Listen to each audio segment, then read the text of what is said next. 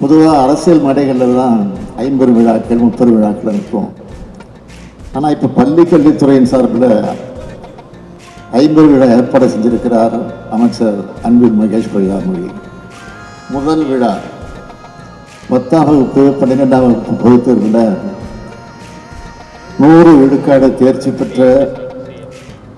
பெற வைத்திருக்கக்கூடிய அரசு பள்ளி தலைமை ஆசிரியர்களுக்கு பாராட்டு. இரண்டாவது விழா பொதுத் தேர்வில் தமிழ் பாடத்தில் 100 விழுக்காடு தேர்ச்சி பெற்ற மாணவர்களுக்கு பாராட்டு.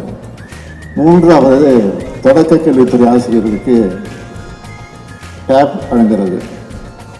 நான்காவது அரசு பள்ளியில் ஸ்மார்ட் வகுப்பறைகள் தொடங்குறது.